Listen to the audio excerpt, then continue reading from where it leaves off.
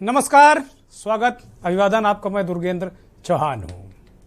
हमने कल ही अपने इस खास कार्यक्रम मंथन में महिला सुरक्षा को लेकर आवाज उठाई थी और उन तमाम सारी महिलाओं, बच्चियों, बेटियों की आवाज बनने की कोशिश की थी जो लगातार उत्पीड़न का शिकार हो रही हैं, दरिंदों का शिकार हो रही हैं। हमने मुख्य तौर पर गाजियाबाद की घटना को उठाया था और उसके बाद लखनऊ की घटनाएं और प्रदेश के तमाम जो इलाकों की घटनाओं को लेकर महिला सुरक्षा पर चिंता जताई थी। लेकिन लखनऊ में ये घटनाएं पिछले 72 घंटों में हुई थी, इसका जिक्र आज हमने किया था। और आज एक फिर ऐसी ही दुखद और शर्मनाक रेप की घटना सामने आई है। गौर कीजिएगा, सामने आई है, मतलब अब लखनऊ में रेप की 4 मामले सामने आ चुके हैं।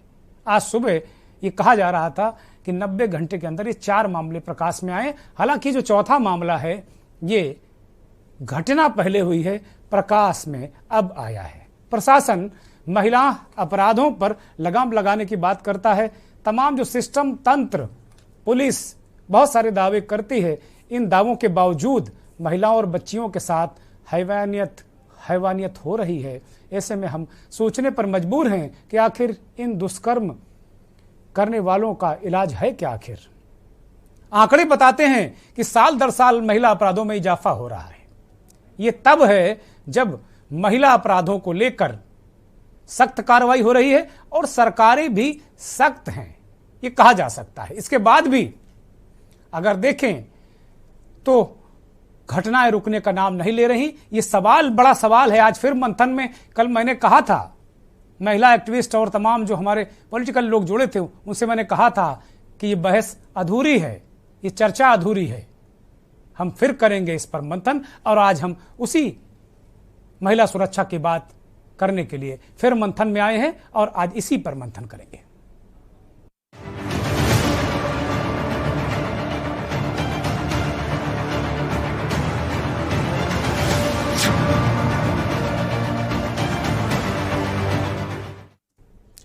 सूबे की राजधानी यानी उत्तर प्रदेश की राजधानी लखनऊ पर एक और दाग लगा है।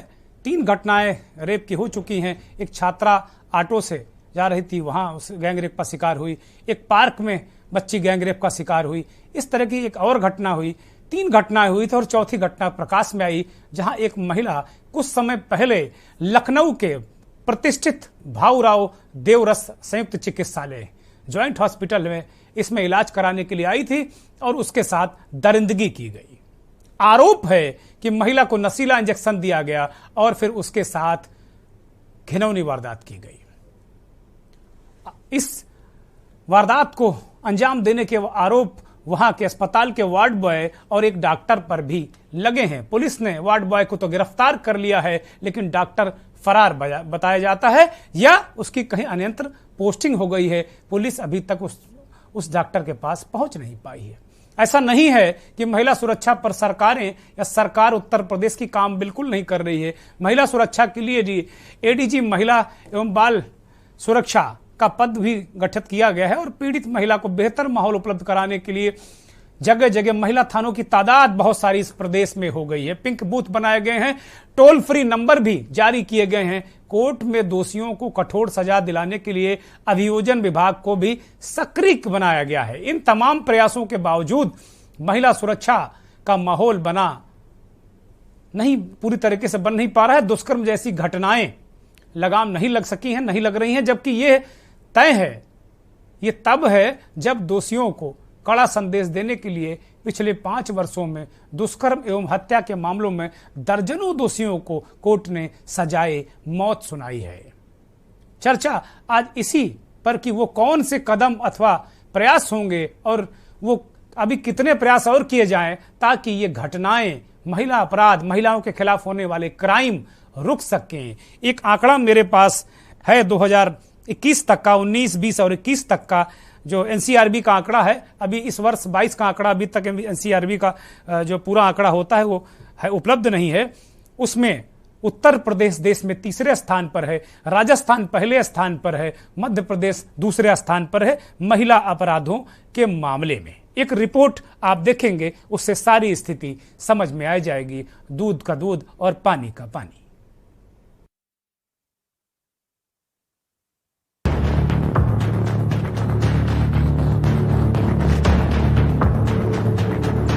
करीब 4 साल पहले यूपी की राजधानी लखनऊ को महिलाओं के लिए सुरक्षित शहर बनाने के उद्देश्य से केंद्रीय गृह मंत्रालय ने 194.44 करोड़ रुपए की योजना को मंजूरी दी थी, जिसका नाम सेफ सिटी प्रोजेक्ट रखा गया, जिसमें तमाम बिंदुओं को शामिल किया गया जो महिलाओं की सुरक्षा से जुड़े थे, और इस दिशा में काम भी किया गया ताकि महिलाओं में सुरक्षा का भरोसा पैदा किया जा सके। लेकिन फिर भी बैक टू बैक लखनऊ में पिछले 4 दिनों में 4 रेप की घटनाएं सामने आना कई सारे सवाल खड़े करती हैं कि क्या अब सूबे की राजधानी ही महिलाओं के लिए सुरक्षित नहीं है।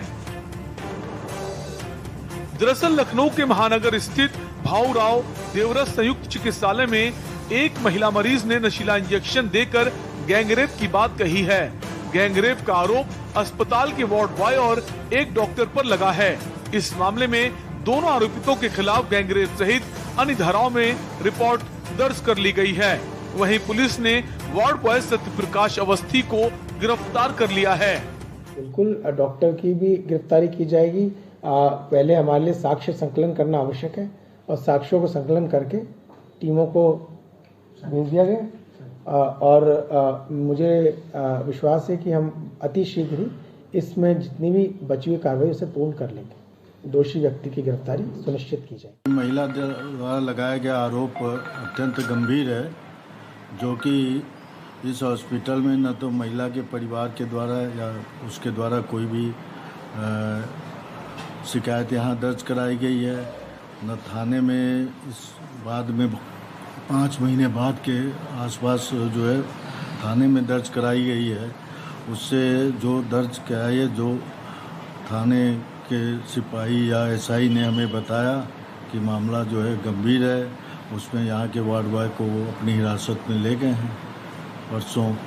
तो बाकी ये न्यायालय में भी लंबित है, तो जो भी कानूनी कार्रवाई होगी, जो भी दोषी होगा उसके खिलाफ कानूनी कार्रवाई की जाएगी। वहीं सूबे की राजधानी में ही लगातार सामने आ रही रेप की घटनाओं से राजनीति भी तेज हो गई है। विपक्षी पार्टियां सरकार पर हमलावर हो गई हैं। वातावरण पूरे उत्तर प्रदेश में है और अपराध तो टॉप पर पहुंच चुका है।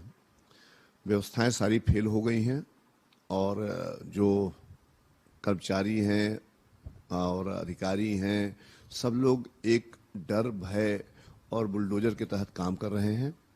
कानून व्यवस्था का नाम निशान मिट चुका है। दुख होता है कि छोटे छोटे बच्चे, कहीं 2.5 साल के, कहीं 4 साल के, और पूरा शासन सो रहा है। हमारे मुख्यमंत्री जी उस पर कोई जवाब नहीं देते हैं, मौन हो जाते हैं। उन्होंने भी, हमको लगता है कि प्रधानमंत्री जी से इतनी ज़्यादा सीख ले ली है कि वो सिर्फ अपना महिमा मंडन करना है, अपनी प्रशंसा करनी है। तो भाई करिए प्रशंसा। देश की जनता, प्रदेश जनता पिछले 5 साल से यूपी में भी झेल रही थी और दिल्ली में भी झेल रही है, और उसका ईश्वर कुछ उसका निदान ढूंढे। वक्त हमारे साथ पल्लवी पटेल जी हैं। पल्लवी पटेल किसी परिचय का मोहताज नहीं है। उनसे बात करेंगे और जानने की कोशिश करेंगे उत्तर प्रदेश की हालिया घटनाओं की। मैम, के न्यूज़ से बात करने का बहुत बहुत शुक्रिया। हाल फिलहाल अगर हम देखें, पिछले 90 घंटे की बात करें तो कई सारे जो महिलाओं के ऊपर जो अपराध है उसकी बाढ़ सी आ गई है और बड़े जघन्य अपराध जो हैं वो सुनने को और सामने दिखाई दे रहे हैं। पहली प्रतिक्रिया क्या है आपकी? देखिए, ये 90 दिन की बात नहीं है। अगर आंकड़ा उठा के देखें तो महिलाओं पे हो रहे अत्याचार यूपी में इस बार लगातार 2019 से लेकर 2021 तक लगातार बढ़ते चले आ रहे हैं। आंकड़ा बढ़ रहा है और ये कह सकते हैं कि इस सरकार में हालांकि माननीय मुख्यमंत्री योगी जी काम करने का प्रयास कर रहे हैं, लेकिन इसमें कहने में मुझे कतई गुरेज नहीं है कि उनकी सोच और उनकी जो एक काम करने का तरीका है उसमें पलीता उनके अपने लोग लगा रहे हैं कि हर कदम पर उनकी जो योजनाएं हैं और जो करना चाह रहे हैं वो कहीं ना कहीं बैकफुट पे आ रहा है। कि मैं एक महिला हूं और महिला होने के नाते मेरी जिम्मेदारी जो कहीं भी जहां पे ही सुनिश्चित करेगा, मैं हर उस आंदोलन में बिल्कुल पूरी ताकत के साथ खड़ी हूँ। अब आपको ग्राफिक्स के जरिए बताते हैं बैक टू बैक रेप की घटनाओं को। राजधानी लखनऊ 4 days 4 रेप। 15 अक्टूबर की रात को साथ एक ऑटो रिक्शा चालक समेत 2 लोगों ने कथित तौर पर दुष्कर्म किया था। एक आरोपी को गिरफ्तार किया गया। 16 अक्टूबर को एक 55 साल की महिला ने शिकायत दर्ज कराई कि आश्रम के 3 स्टाफ सदस्यों ने 4 अक्टूबर को नशे में उसके साथ दुष्कर्म किया। मामले की जांच जारी है। 18 अक्टूबर को नाबालिग के साथ रेप की घटना सामने आई। पीड़िता आरोपी से इंस्टाग्राम के जरिए मिली थी। आरोपी शख्स ने दोस्ती के बाद नाबालिग को पार्क में मिलने बुलाया और उसके साथ रेप किया। 19 अक्टूबर को एक युवती ने डॉक्टर और वार्ड बॉय पर गैंगरेप करने का आरोप लगाया है। पीड़िता के आरोप के मुताबिक वो भाऊराव देवरस अस्पताल में अप्रैल महीने में दिखाने गई थी। इस दौरान उसे बेहोशी का इंजेक्शन लगाकर गैंगरेप किया गया, जिसके बाद महिला ने महानगर कोतवाली में गैंगरेप का केस दर्ज करवाया। पुलिस ने वार्ड बॉय को गिरफ्तार कर लिया है और आगे की जांच की जा रही है। ऐसी तमाम घटनाएं जो सोचने पर मजबूर करती हैं कि आखिर ये घटनाएं कब रुकेंगी। सरकार के प्रयासों की बात करें तो महिला अपराध पर लगाम लगाने के लिए कई बड़े कदम भी उठाए गए, फिर भी इन घटनाओं का रुकना कई सारे सवाल खड़े करता है कि आखिर महिलाएं अपने आप को कब सुरक्षित महसूस करेंगी।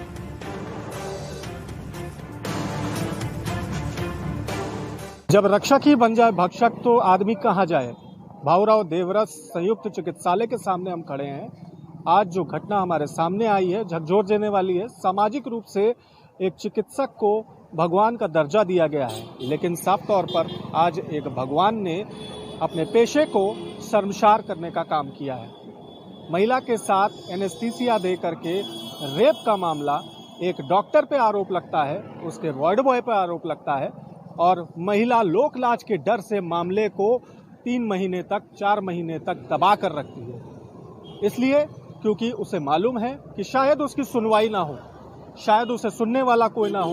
पुलिस के पास जाने पर भी उसे कितना न्याय मिल पाएगा। बात होती है 1090 वुमेन पावर लाइन की, बात होती है पिंक बूथ की और महिलाओं के लिए सशक्तिकरण की, लेकिन इन तमाम दावों की पोल खोल देती है जो व्यवस्था हम देख रहे हैं। महिला को न्याय कितना मिल पाया? डॉक्टर स्थानांतरित हो चुका है, अब तक उस तक पुलिस के हाथ नहीं पहुंचे हैं, ये बड़ी बात है। हम भाऊराव देवरस अस्पताल पर हैं। यहाँ के सीएमएस का साफ तौर पर कहना है कि उनके पास में इस तरह की कोई जानकारी इससे पहले मौजूद नहीं थी कि उनके अस्पताल परिसर में इस शर्मनाक घटना को अंजाम भी दिया गया है। आगे इस पर शासन निर्णय लेता है, क्या चिकित्सक के खिलाफ विभागीय कार्रवाई होती है, उसकी गिरफ्तारी होती है, ये तमाम मुद्दे अभी शेष हैं। कैमरामैन रोहित के साथ अपूर्व जायसवाल, के न्यूज, लखनऊ। महिलाओं के साथ अपराध, गंभीर और संगीन अपराध लगातार बढ़ रहे हैं और महिला अपराधों को लेकर तमाम राजनीतिक दल समय समय पर दावे करते हैं, वादे करते हैं, कुछ निभाते भी हैं, लेकिन वास्तव में महिलाओं के साथ वो तरह तरह का सिस्टम डेवलप किया गया है कि उनकी आवाज़ सुनने के लिए ये घटना जो भाऊराव देवरस अस्पताल की बताई जा रही है, प्रकाश में आई है, वो महिला 4 महीने तक इस घटना को दबाए रही। कौन सी परिस्थितियां थी, क्यों नहीं वो महिला अब तक आ पाई?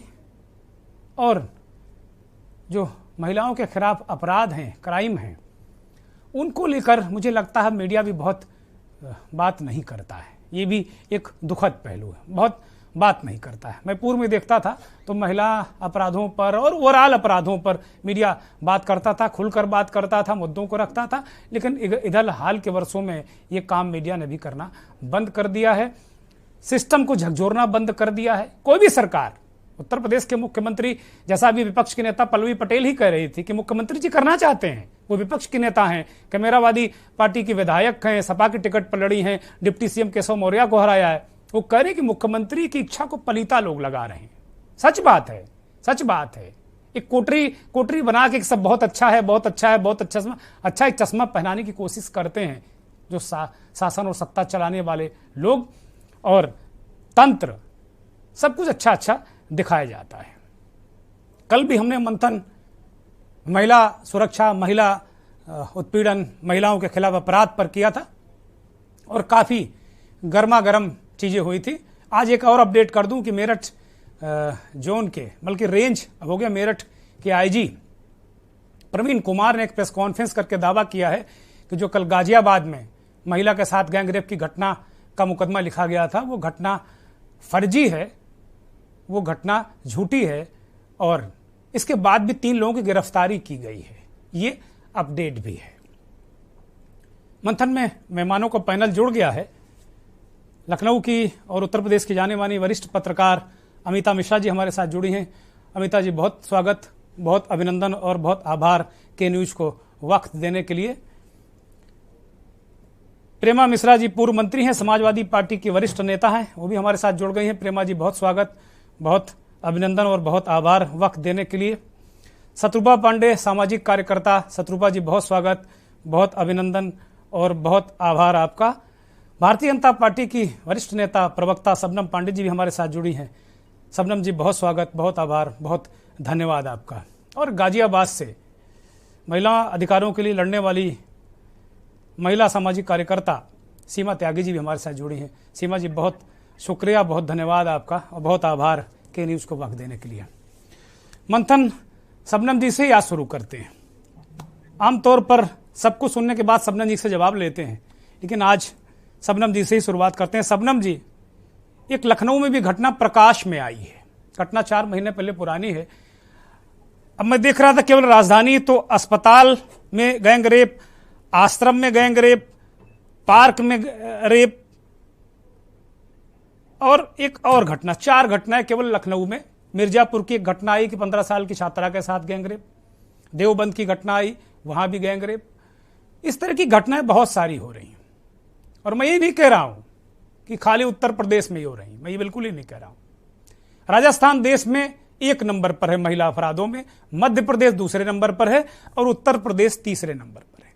लेकिन जो हाल के ये आंकड़े हैं, यूपी में रोज 153 महिलाओं के साथ हिंसा, रेप, छेड़खानी और पिटाई की घटनाएं होती हैं। ये एनसीआरबी के आंकड़े हैं और ये आंकड़े बता रहे हैं कि महिला अपराध बढ़े हैं। इन सब तमाम प्रयासों के बाद, संवेदनशीलता से काम करने के बाद, मैं ये नहीं कह रहा हूं कि कोई भी मुख्यमंत्री, कोई भी सरकार ये चाहती है कि उसके यहां रेप हो, महिलाएं सुरक्षित न रहें, लेकिन भारतीय जनता पार्टी को चुनावों में महिलाओं ने बहुत सारा, ढेर सारा वोट दिया केवल महिला सुरक्षा के नाम पे। मैं देख रहा था, चुनाव में घूम रहा था तो देख रहा था कि बहुत सारी महिलाएं वो निकली थी जो कभी वोट डालने शायद नहीं गई होंगी। उन्होंने कहा भी कि मैं इससे पहले कम ही वोट डालने गई, लेकिन योगी जी के नाम पर उन्होंने कहा कि योगी बाबा को वोट देंगे। क्यों इस पर पूरी तरीके से सिस्टम क्यों नहीं टूट पड़ रहा इन दरिंदों पर?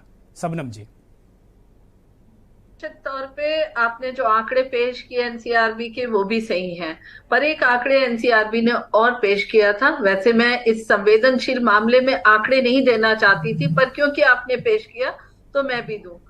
पर लैक पॉपुलेशन पे भी एनसीआरबी ने आंकड़े पेश किए, जिसमें कि कुल अपराधों का यूपी में 23वां स्थान है। जितने भी अपराध होते हैं जो आईपीसी के अंदर आते हैं, 23वां स्थान है। और महिलाओं के विरुद्ध जो अपराध हो रहे हैं उसमें पर लैक पॉपुलेशन पे यूपी 16वें स्थान पे है देश में। तो ये क्योंकि प्रदेश की जनसंख्या बहुत ज्यादा है, तो इसलिए अगर हम स्टेट वाइज लेते हैं और पर लैक पॉपुलेशन लेते हैं तो आंकड़े पर लैक पॉपुलेशन में। शबनम जी, एक और आंकड़ा नोट कर लीजिए। 1 लाख जनसंख्या के मानक के आधार पर जो क्राइम रेट है वो 154.5% है। इसको भी शामिल कर लीजिए। उसको शामिल किया, पर उसके ही अनुसार हम 16वें स्थान पे हैं देश। शामिल कर लीजिए ना।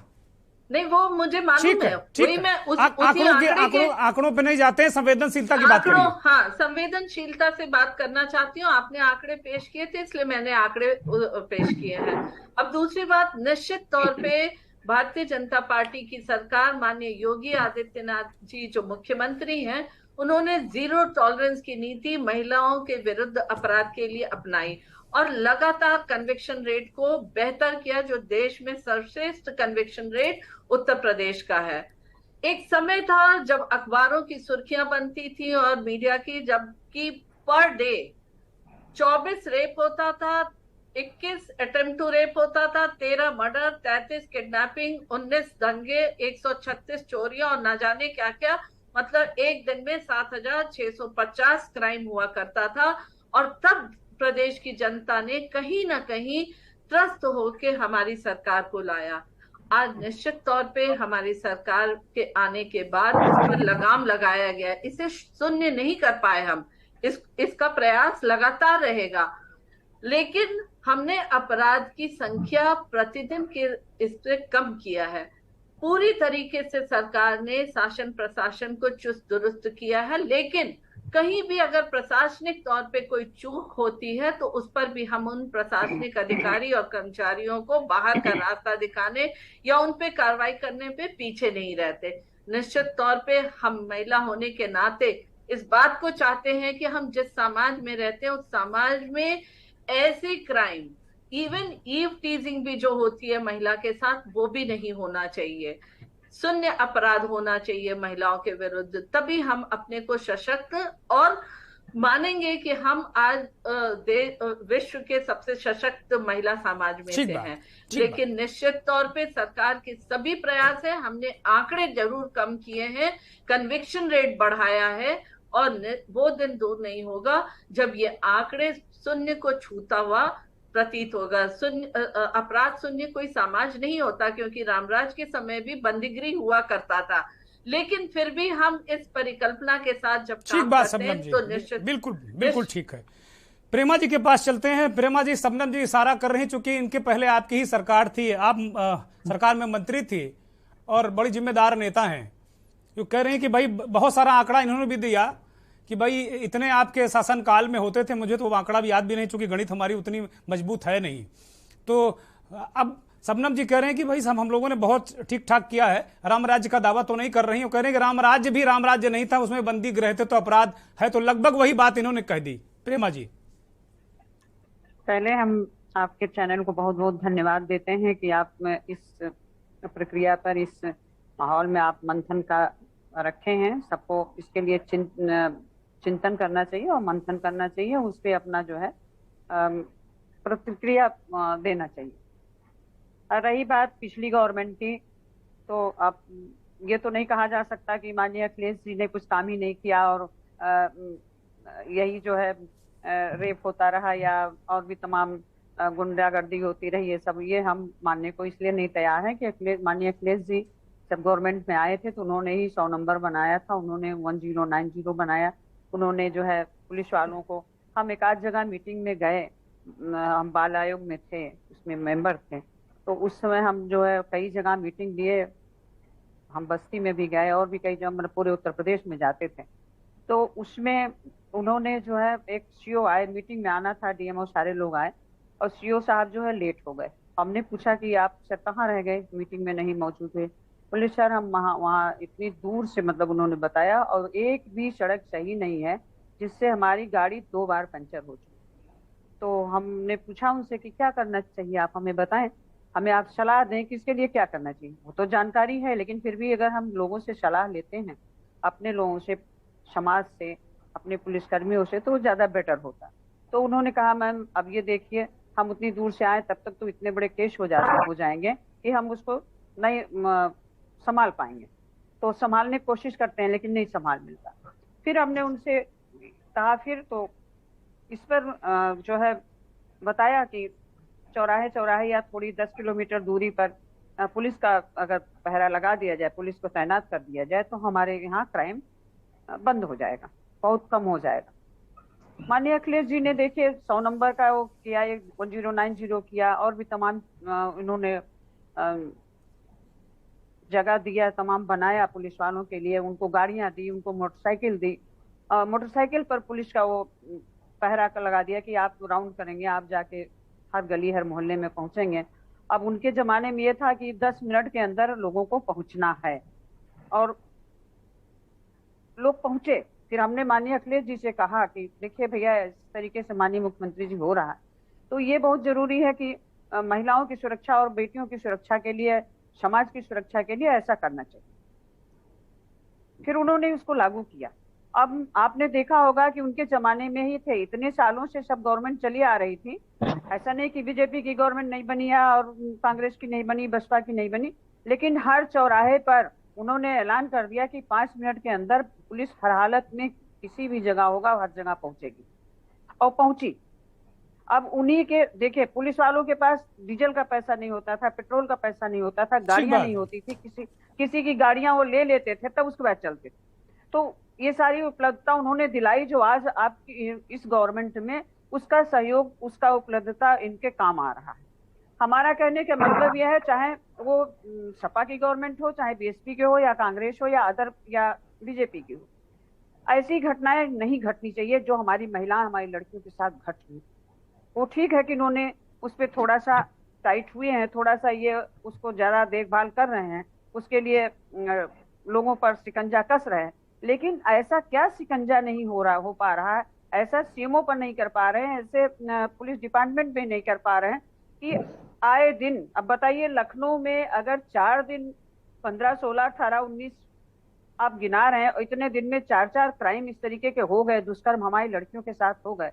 अब 8 साल लड़कियों के साथ अगर इस तरीके से हो रहा, तो आज माएँ अगर स्कूल भेजती हैं बच्चों को, तो शाम को ये सोचती हैं या दोपहर को सोचती हैं कि हमारी बच्ची सही सलामत आएगी या नहीं आएगी। ठीक बात है, ठीक बात है। जब तक वो बच्चे घर पे नहीं आ जाते हैं, तब तक माँ और दादी हो या जो भी परिवार, सुरक्षा की भावना, हम आप सभी पेरेंट हैं, जितने लोग बैठे हैं, मुझे लगता है ज्यादातर लोग देखते हैं, परिवार घर के लोग हैं, किसी का घर परिवार का बच्चा, कोई अपना बच्चा, ये सारी बहुत सारी चिंताएं हमारी आपकी हैं। एक ब्रेक का इशारा हो रहा है, ब्रेक ले रहे हैं, और ब्रेक के बाद जब लौटेंगे तो बाकी पैनलिस्ट को शामिल करेंगे मंथन में, और कोशिश करेंगे कि कुछ सार्थक चीजें निकल कर आए, और कम से कम ये हो कि जिन लोगों के साथ अपराध हो रहे हैं वो हिम्मत करें, कहीं तो जाएं। जैसे ये लखनऊ की महिला ने भाऊराव देवरस अस्पताल का 4 महीने पुराना मामला खोला और एफआईआर दर्ज कराई। कम से कम मुझे लगता है कि इस तरह का माहौल बनेगा तो बहुत सारी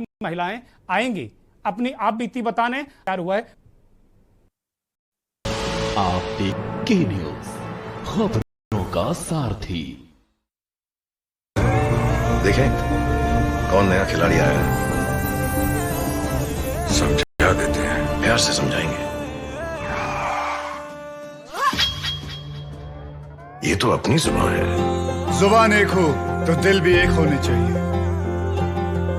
विमल, बोलो जुबान केसरी। करुणा निधान वो मर्यादा पुरुषोत्तम है, घट घट वासे वो सियापति सर्वोत्तम है।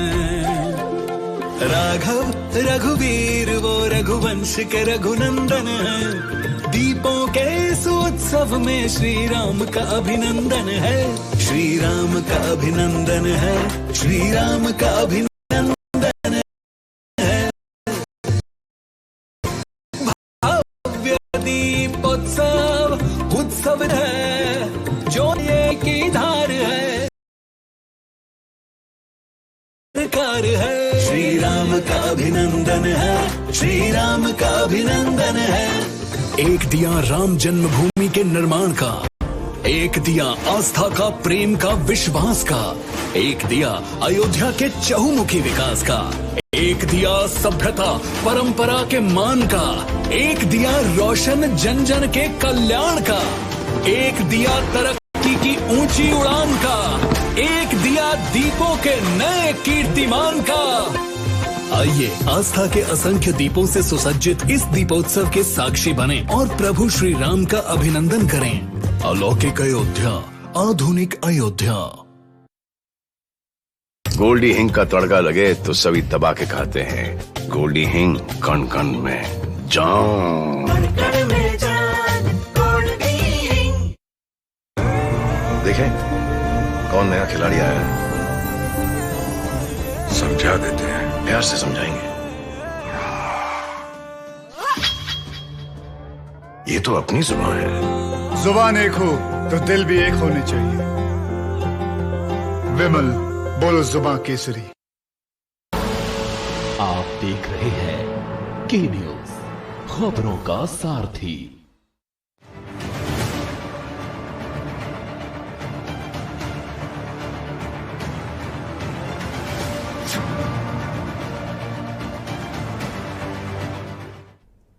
ये बात तो विपक्ष के लोग भी मान रहे हैं कि भाई योगी जी काम करने की कोशिश कर रहे हैं। जैसा प्रेमा जी ने कहा कि भाई वो टाइट कर रहे हैं, पल्लवी पटेल ने कहा कि मुख्यमंत्री करना चाहते हैं लेकिन सिस्टम पलीता लगा रहा है, जो लोग हैं उनके इर्द गिर्द के वो पलीता लगा रहे हैं।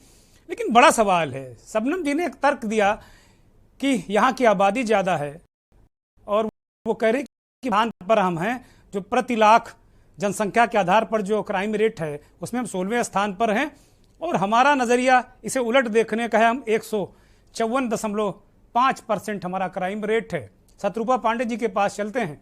शत्रुपा जी, क्या ये बात संतोषजनक है कि हमारी जनसंख्या ज़्यादा है इसलिए हमारा क्राइम रेट ठीक है? शत्रुपा जी। देखिए दुर्गेन जी कि हमारी जनसंख्या बहुत है इसलिए क्राइम नहीं है। देखिए ये सब टाल मटोल वाली बातें हैं और शायद मुख्य बिंदु से ध्यान खुद का भी भटका हुआ है, दूसरे का भी भटकाना है। हमें दायित्व तो जब पूरे राज्य का मिला है, हम पूरे राज्य का जनसंख्या जानते हैं, हम उस राज्य के कर्तव्य निर्वहन के लिए आगे आते हैं। फिर इस तरह की बातें कि ये राज्य बड़ा है, ये छोटा है, ये व्यर्थ है, ये लोकतंत्र की परिभाषा के ही विरुद्ध है। आपको उस राज्य के कुछ प्रतिशत की जिम्मेदारी नहीं दी गई है। आपका राज्य जितना बड़ा है, आपकी पुलिस की व्यवस्था उतनी बड़ी होनी चाहिए, आपकी जनसंख्या जितनी है उतनी मानव संसाधन होने चाहिए, आपकी जनसंख्या के अकॉर्डिंग सुरक्षा व्यवस्थाएं होनी चाहिए। आप मेरे घर में 4 या 6 संतानें हैं, 10 संतानें हैं, 12 संतानें हैं, ये हमारे घर के मुखिया का ही दायित्व है कि उनको सारी व्यवस्थाएं कैसे मिले। हम एक किसी बिंदु पर ये नहीं कह सकते कि हमारे घर में इतने सदस्य हैं तो हमारे घर में तो कुछ ना कुछ गड़बड़ होगी। ये हमारी असफलता है, ये असफलता है हमारी। तो मैंने एक छोटा उदाहरण दिया। तो देखिए बहुत ही दुख की बात है दुर्गेन जी, मैं बहुत दुखी हूँ, क्षुब्ध हूँ। और अभी आपने जो एक अपडेट दिया है कि कल हम लोगों ने जिस विषय पर बात की, आईजी महोदय ने कहा कि वो तो मिथ्या है, वो मनगढ़ंत है, वो जीवन मृत्यु से जूझ रही जो हॉस्पिटल में पड़ी स्त्री है वो सब कोरी मिथ्या है। ऐसे मनोबल टूट जाता है, ऐसे मनोबल हर स्त्री का टूट जाता है जो रिपोर्ट दर्ज कराना चाहती है। देखिए उसके साथ अपराध ना हो है, लेकिन अपराध होने के बाद हम लोग, ये बहुत विशेष विषय है जो लखनऊ का, उसमें 6 महीने बाद अगर वो बहादुर महिला सामने आती, मैं उसको बहादुर कहती हूँ, उससे ये पूछताछ ना की जाए कि आप इतने दिनों तक कहाँ थे, आप आए हैं, आपको फौरी तौर पर तुरंत न्याय मिलेगा, ऐसा संबल हमें देना चाहिए। लेकिन संबल कैसे मिलेगा? मनोबल टूट जाता है जब उसी क्षेत्र का मुखिया, पुलिस का मुखिया कहता है कि ये तो घटना हुई ही नहीं।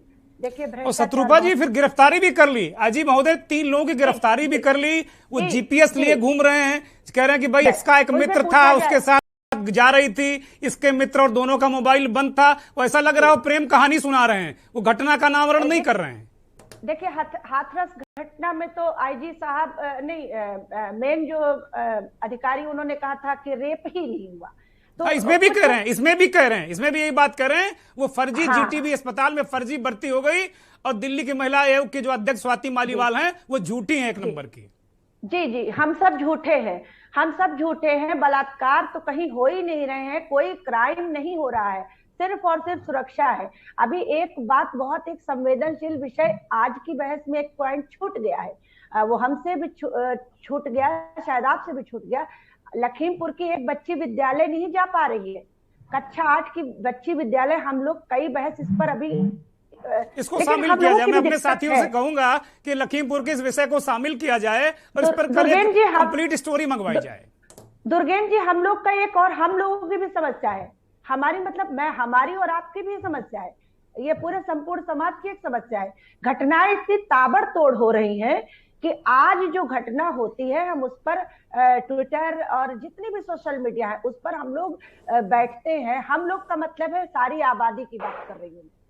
हम बैठते हैं जोशो खरोश से न्याय की मांग करते हैं, लेकिन अगले दिन उससे भी विभत्स घटना हो जाती है और हमारी भीड़ उधर मुड़ जाती है। ठीक बात। और हम पीछे, यानी कि हम हर घटना को बासी कर देने पर भी तुलते हैं। देखिए, हमारा भी कुछ पक्ष कमजोर हो रहा है, हमारी याददाश्त को दुरुस्त रहना पड़ेगा। ठीक बात है शत्रुपा जी। अमिता जी को चर्चा में शामिल कर लेते हैं, बहुत वरिष्ठ पत्रकार हैं, उत्तर प्रदेश को बहुत अच्छी तरह समझती हैं। अमिता जी, राजधानी में घटनाएं ताबड़तोड़ हो ही रही, पूरे प्रदेश में हो रही, और देश में भी जो 3 राज्यों का जिक्र हमने किया, राजस्थान, मध्य प्रदेश और उत्तर प्रदेश, और भारतीय जनता पार्टी की नुमाइंदगी करी शबनम जी कह रहे हैं कि भाई हम 16वें स्थान पर हैं, प्रति लाख जो मानक है क्राइम रेट का उसमें 16वें स्थान पर है। यह संतोषजनक है क्योंकि हमारी जनसंख्या बहुत ज्यादा है, और क्राइम रेट अगर कहें तो मैं आपको उपलब्ध करा रहा हूं 154.5% है। आपकी दृष्टि में क्या स्थितियां संतोषजनक हैं उत्तर प्रदेश में, और देश के 3 राज्यों का हमने नाम लिया है? दुर्गेन जी, सबसे पहली बात तो ये बहुत ही दुर्भाग्यपूर्ण है कि हमें समय समय पर इस मुद्दे पर बैठकर चर्चा करनी पड़ती है या इस पर अपने विचार व्यक्त करने पड़ते हैं। तो सबसे बड़ा दुर्भाग्य यही है कि इस तरह की घटनाएं लगातार हो रही हैं। इसके बाद दूसरी बात ये आती है कि हम आंकड़े किस स्थान पर हैं ये मायने नहीं रखता, ये घटनाएं हो ही क्यों रही हैं मायने ये रखती हैं। जी, तीसरी बात है कि आखिर राजनीतिक पार्टियां तो हैं, वो अपनी रोटियां सेकेंगी, वो उन पे डालेंगी, वो उन पे डालेंगी। मेरे राजनीतिक काल में ये सुविधाएं मैंने दी थी, ये नहीं हो रहा था, इसमें ये ज्यादा रेप हो रहे हैं, ये दुनिया। तो ये कहने से, और हम महिला होने के बाद ये कहे कि अपनी जिम्मेदारी और सिर्फ राजनीति इस पे करें, तो ये बहुत ही गलत बात। तो ये राजनीति का मुद्दा नहीं, बहुत संवेदनशील मुद्दा है और हमें इस पे संवेदनशीलता से ही बात करनी चाहिए। सवाल ये उठता है कि आखिर घटनाएं होती क्यों, जिम्मेदार कौन है? शासन प्रशासन, मुख्यमंत्री या पुलिस प्रशासन, या हम अपने परिवार के लोग या समाज? क्योंकि एक घटना के पीछे, ये रेप जैसी, बलात्कार जैसी ऐसी घटना है जिसके लिए लड़की का परिवार शर्मिंदा होता है, समाज में सर उठाने लायक नहीं रहता है। जो लड़का या पुरुष इस तरह की घटना को अंजाम देता है, उसका परिवार सामाजिक तौर पे शर्मिंदा होता है, समाज शर्मिंदा होता है ऐसी घटनाओं पर, शासन प्रशासन होता है, यहाँ तक कि सरकारें भी शर्मिंदा होती हैं। तो ऐसे शर्मिंदगी वाले घटनाएं जो हो रही हैं, इसके लिए आखिर जिम्मेदार कौन है, सबसे पहला सवाल। तो हमें इस पे सबसे पहले चर्चा करनी चाहिए, हमें आंकड़ों पे या सल्यूशन अगर कुछ थोड़ा सा दे सकें आप। हाँ। सल्यूशन, फिर सीमा त्यागी के पास जाएंगे। हमारे हिसाब से जो सल्यूशन होना चाहिए, तो हमारे ये सारी घटनाएं हमारे परिवार से होती हैं, हमारे घर के अंदर ही ये लोग मौजूद हैं जो इन घटनाओं को अंजाम देते हैं। आखिर हम जब अपने घर में अपने बेटे को, अपने पति को या अपने बाप को हम नहीं पहचान पाते, वही तो जाकर समाज में इस तरह की घटनाओं को अंजाम दे रहे हैं ना। तो हम जब नहीं पहचान पा रहे, हम अपने घर के अंदर ये सामाजिक पहलू है, और ये बड़ा सामाजिक पहलू है, और वास्तव में अगर पहल करनी है तो परिवार से ही करनी चाहिए। सीमा त्यागी जी, कल गाजियाबाद की घटना, लखनऊ की घटना, बहुत सारी घटनाएं और महिला अपराध, अब कुछ कहने को बचा नहीं है। दुर्गेंद्र जी, सबसे पहले तो आपके लिए बहुत सैल्यूट है कि आप कम से कम इस मुद्दे पर मंथन तो कर रहे हैं। आपको खराब लगेगा, हम सभी महिलाएं हैं, लेकिन इस पुरुष प्रधान समाज में महिलाओं के प्रति हुए अत्याचारों को हम में से कुछ महिलाएं बहनें ही मिथ्या साबित करने पर लग जाती हैं, आंकड़े देने लगती हैं। आपने भी गाजियाबाद का जिक्र किया था, जो कल की घटना थी, उसमें मैं आपको अपडेट दे देती हूँ। आपके इसी प्रोग्राम में चलते चलते मैंने अपना वीडियो ऑफ किया था क्योंकि फोन आया था मेरे पास। पहली अपडेट तो उसमें यह है कि वो महिला नंदनगरी की नहीं है, दिल्ली की। मैं अपनी सरकार की पुलिस पर प्रश्न चिन्ह नहीं लगा रही हूं, क्योंकि नेता बन जाते होंगे अनपढ़ लोग, लेकिन मुझे लगता है कि पुलिस में आईजी लेवल पर, एसएसपी लेवल पर, सीओ लेवल पर पढ़े लिखे लोग जाते हैं, उन पर क्वेश्चन मार्क नहीं उठा सकती। वो महिला जीटीबी एनक्लेव की रहने वाली है, नंदनगरी की नहीं है। तो कल से जो लीपापोती हो रही है प्रशासन की तरफ से, उसकी सच्चाई आपको बयान कर रही हूं। आप अपने किसी बंदे को भेजकर पता करवाना, वेरीफाई करा लेना इसको अपने रिपोर्टर को भेजकर कि क्या है। दूसरी बात, हम कल से सुन रहे हैं गाजियाबाद की पुलिस के मुंह से महिला का बयान, महिला का बयान, महिला ने बयान दिया, महिला ने बयान दिया। और मैं कल सुबह से इस बात को सोच रही थी कि जिस महिला के साथ 2 दिन तक इतना ब्रूटल कृत्य किया गया हो और वो महिला बोरे में बंद रही हो, तो वो बयान देने की स्थिति में कैसे हो। तो जीटीबी एनक्लेव से ही मुझे पता लगा कि वो महिला बोल भी नहीं पा रही है। पिछले 2 दिन से वो बोल नहीं पाई है प्रॉपरली, तो बयान कहां से आएगा। आप अभी कह रहे थे कि महिलाएं क्यों नहीं निकलती, 4 महीने बाद महिला क्यों बोली।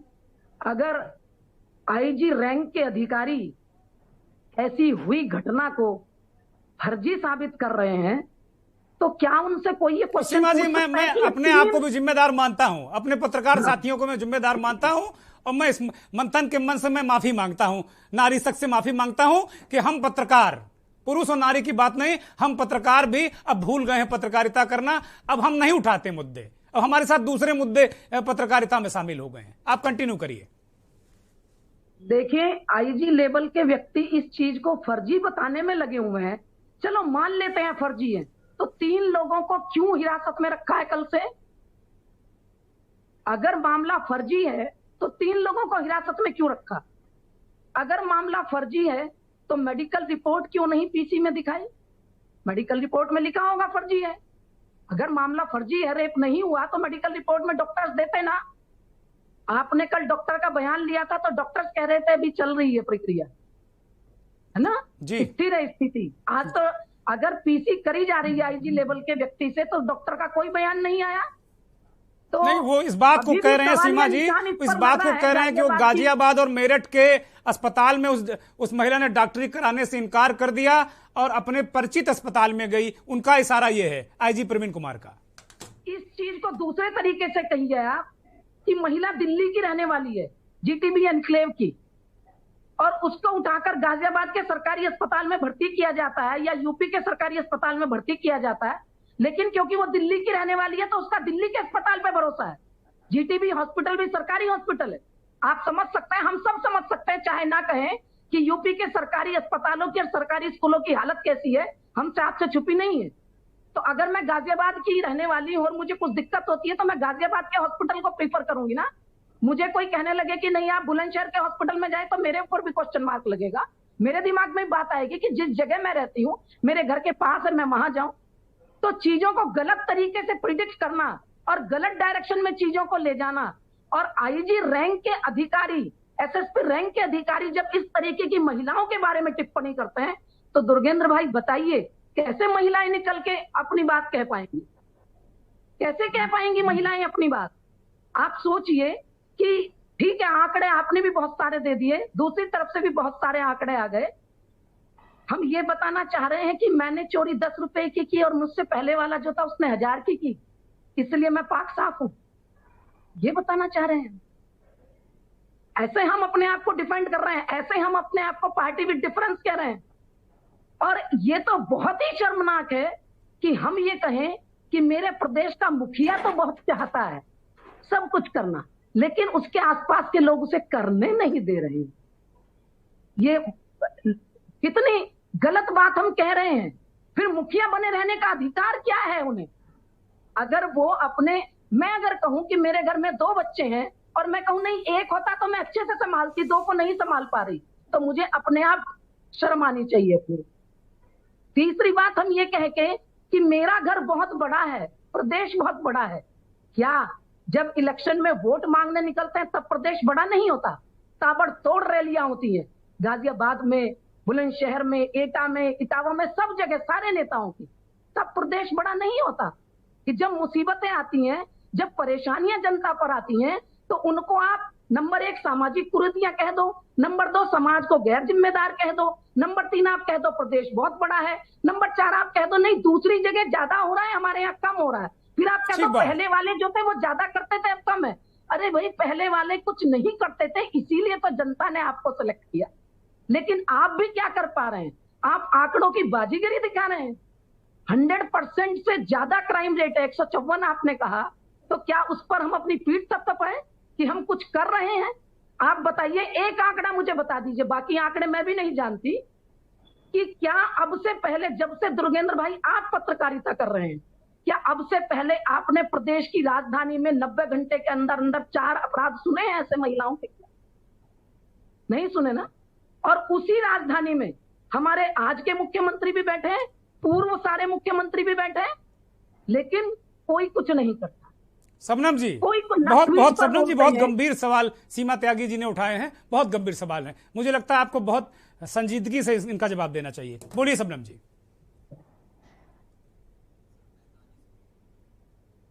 सबनम जी, सबनम जी, जवाबदेही आपकी बनती है, सरकार आपकी है। जी जी, जवाबदेही मेरी बनती है और मेरी सरकार की बनती है, इसको मैं अच्छी तरीके से जानती हूँ। उसी के बदौलत मैंने सारे आपके सवालों का जवाब दिया, क्योंकि इस बात को कोई नकार नहीं सकता कि जब आंकड़े आप एनसीआरबी की चर्चा करेंगे तो ये भी मैं उस पर जाता ही नहीं हूँ, मैं जाता ही नहीं हूँ। मैंने तो विषय पर एक भूमिका थी, उसको मैंने बनाया। अब जवाब दीजिए पैनलिस्ट का, सीमा त्यागी के सवालों का जवाब दीजिए ना।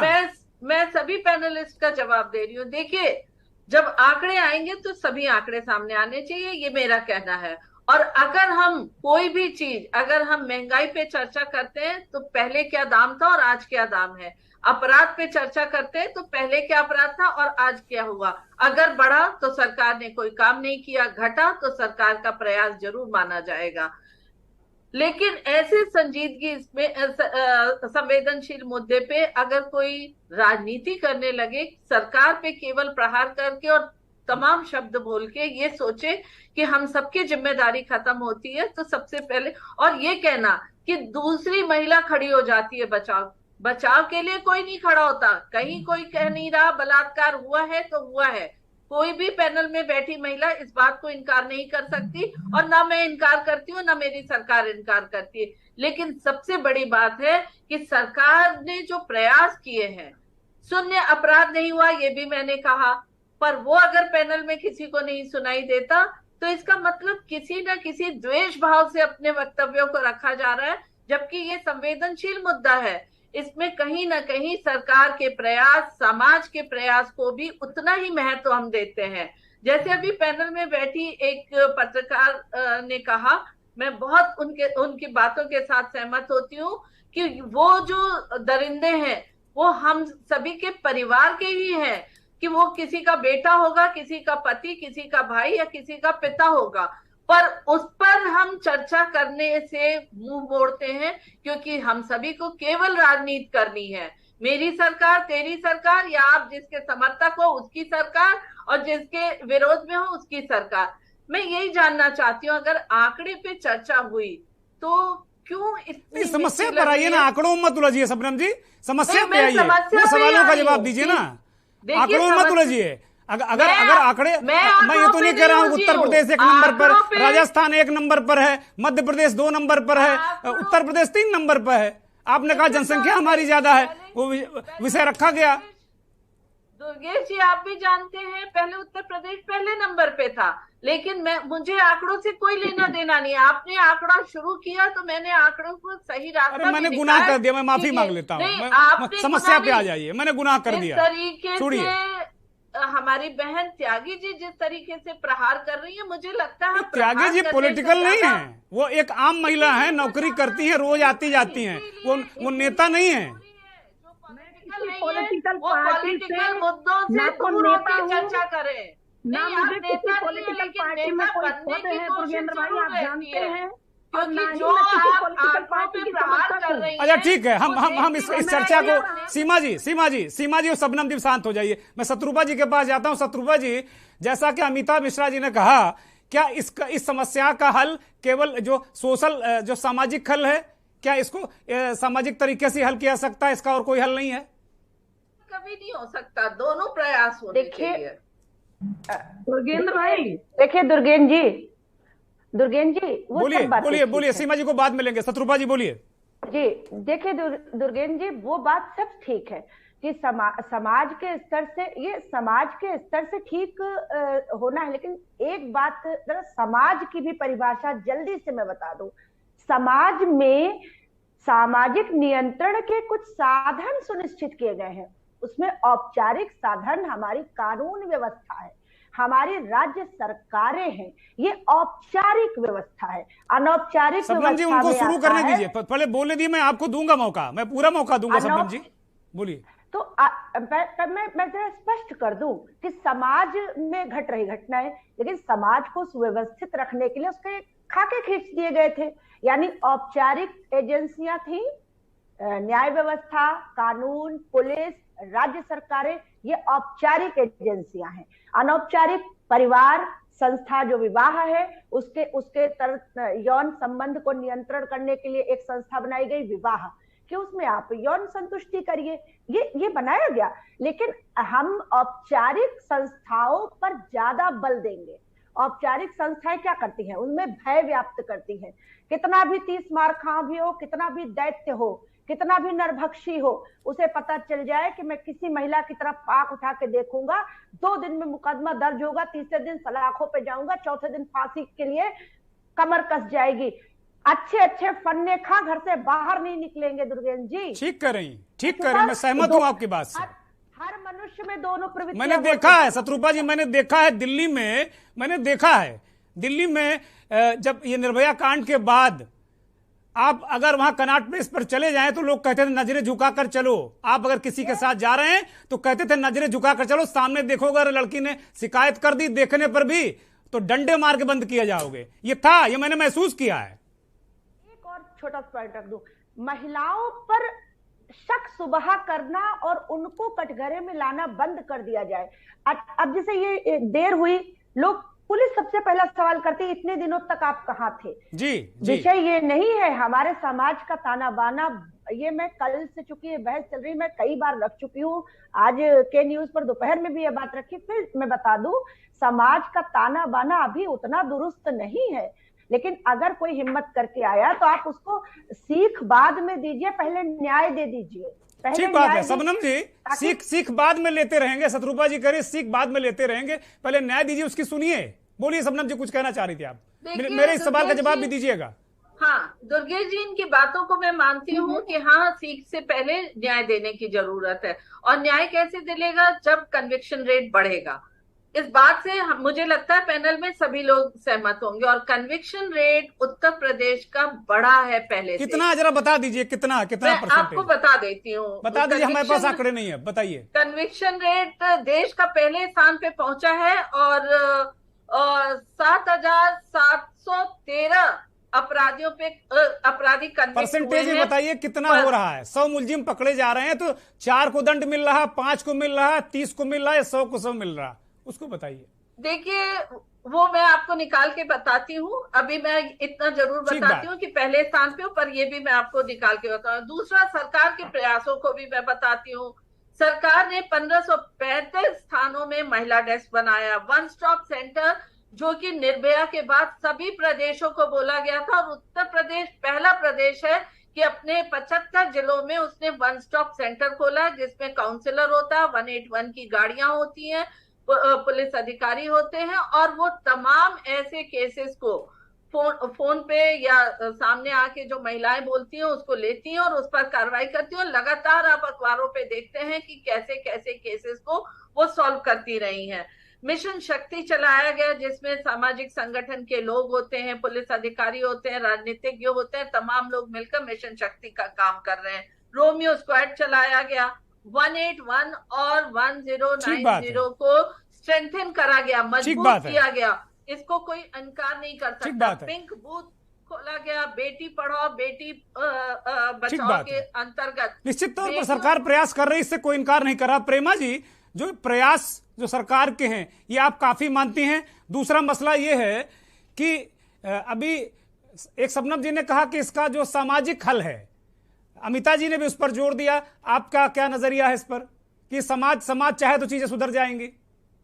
समाज की भी ज्यादा जिम्मेदारी है, सरकार से ज्यादा जिम्मेदारी है, या सरकार के बराबर जिम्मेदारी है, या सरकार से थोड़ा कम जिम्मेदारी है? प्रेमा जी, कन्विक्शन रेट 59% है। उत्तर प्रदेश का बता रही ना आप? जी, उत्तर प्रदेश का 59% है और देश का 26.67% ठीक बात भाई, सभी पैनलिस्ट सुन ले कि 100 में 59 लोग दंडित हो रहे हैं उत्तर प्रदेश में। बहुत अच्छा रेट है भाई, आप लोग खामखाम बेवजह सवाल उठाते हैं। अभी हमारी बहन ने ये कहा है कि यहाँ की जनसंख्या बहुत ज्यादा है, इसलिए क्राइम मतलब इतना नहीं रोक पा रहे हैं। कहने का मतलब यही था।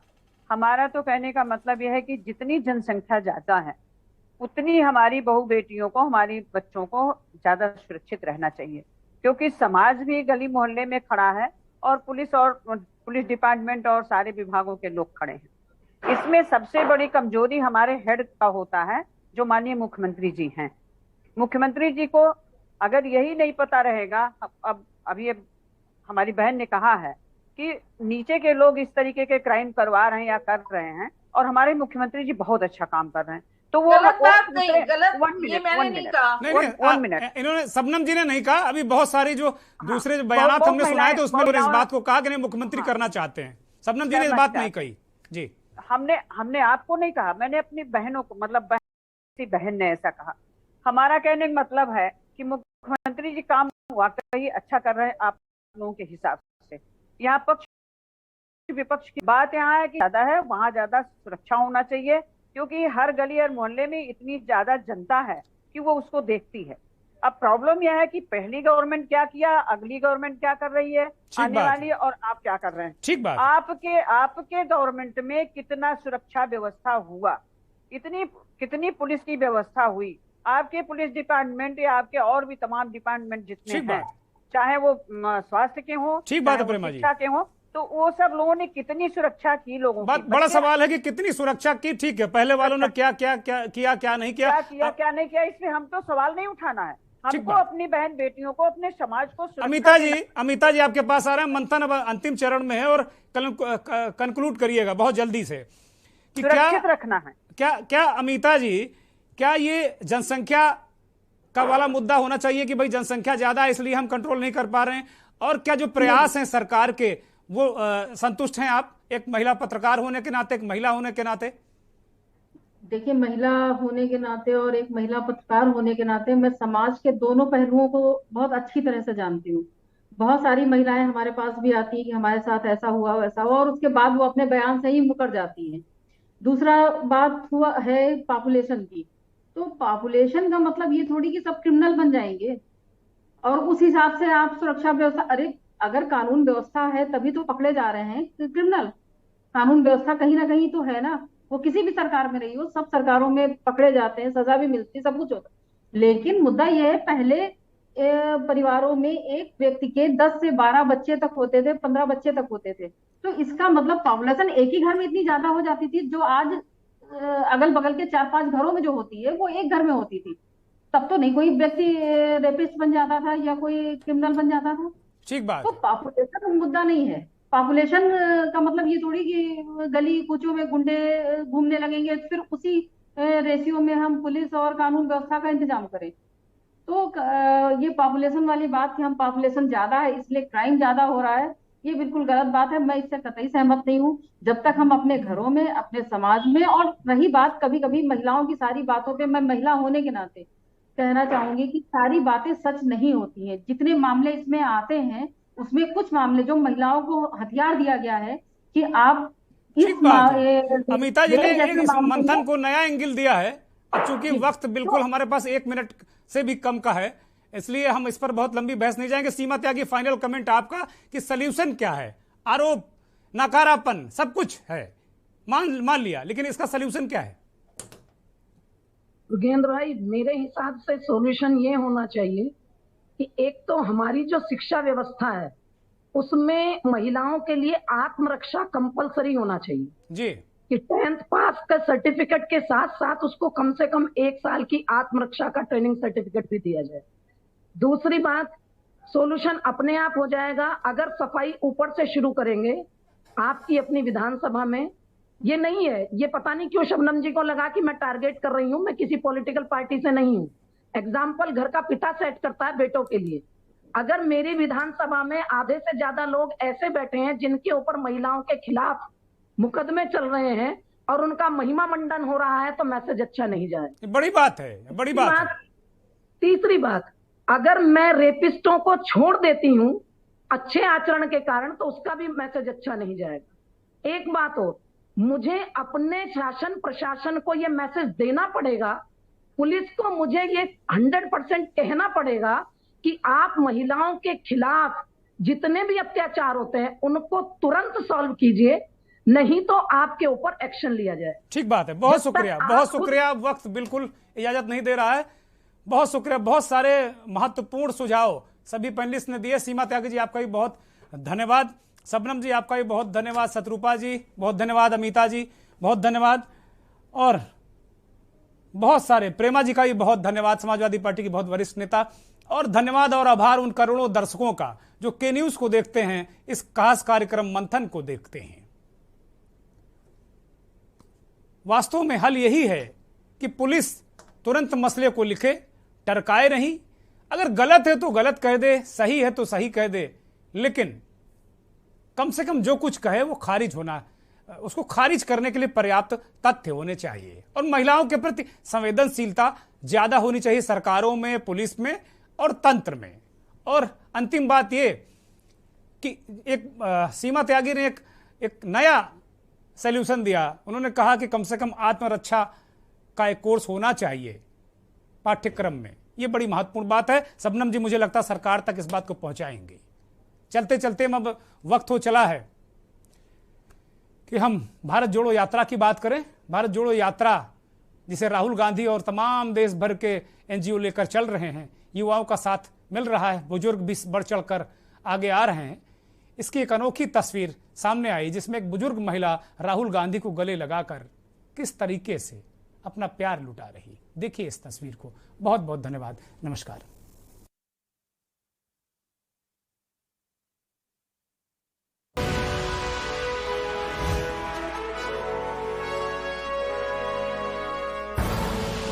आप देख रहे हैं के न्यूज, खबरों का सारथी। देखें कौन नया खिलाड़ी आया है, समझा देते हैं, प्यार से समझाएंगे। ये तो अपनी जुबान है। जुबान एक हो तो दिल भी एक होने चाहिए। विमल बोलो जुबान केसरी। गोल्डी हिंग का तड़का लगे तो सभी दबा के खाते हैं। गोल्डी हिंग कण कण में जान।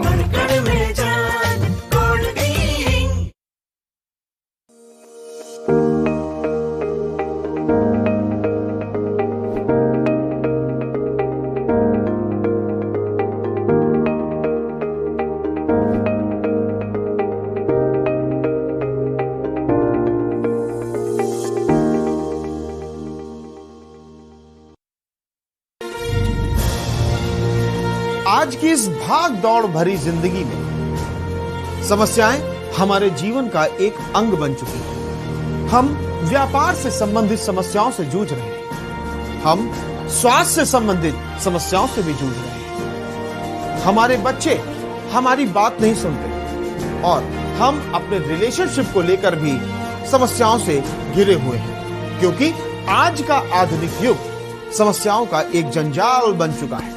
लेकिन जहां पर समस्याएं हैं, ईश्वर ने वहां पर समस्याओं का समाधान भी दिया है। आपको मिलेगा आपकी हर समस्या का समाधान। जुड़िए रात्रि 11 से 12 बजे मेरे साथ, सिर्फ के न्यूज इंडिया। कोर्ट कचहरी के ना लगे चक्कर, सबसे अधिक यही है बेहतर। लेकिन बढ़ ही जाए पाला तो कहां जाए, क्या करें?